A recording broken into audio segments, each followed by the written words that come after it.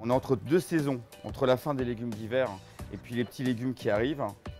Et donc là, on va parler des asperges, on va parler des petits pois, on va parler de quelques fleurs, fleurs de sureau et fleurs d'acacia.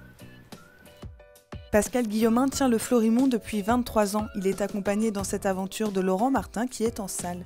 Les deux compères nous ouvrent les portes de leur établissement dans le 7e arrondissement de Paris. C'est un univers aux accents de terroir et de créativité dans lequel le végétal a trouvé sa place que nous fait découvrir le chef restaurateur. Pour moi, le végétal, le monde végétal, ce n'est pas que le petit légume, que la feuille verte ou que la feuille de salade. Loin de là, on va jusque tout ce qui est céréales, tout ce qui est légumineuse. Et il me semble que ça a une alternative importante au monde animal.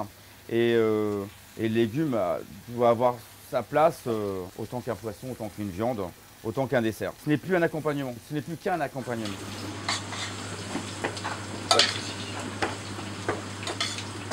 Donc à la carte du restaurant, il y a en fait toujours un plat végétal. C'est un risotto qui est fait avec mouillement de bouillon de légumes, avec légumes de saison. Et comme je suis comme un restaurant traditionnel de base depuis 23 ans, je laisse l'alternative au client de choisir avec ou sans chorizo, avec ou sans jambon, selon les possibilités qui sont indiquées sur la carte. Mais l'intégralité du plat est fait avec bouillon de légumes et huile d'olive. Voilà, pas de matière grasse animale.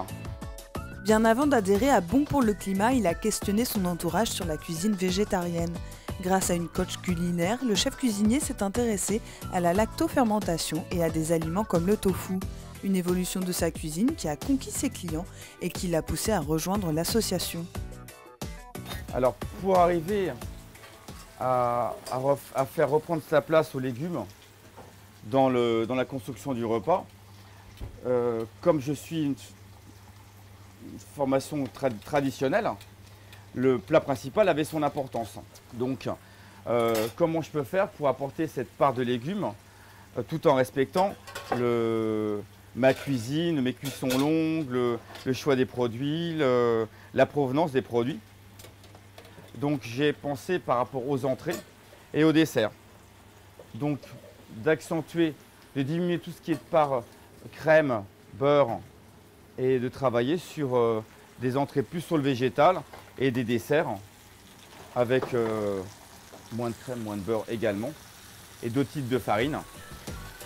Le Florimont emprunte son nom au jardinier de Claude Monet.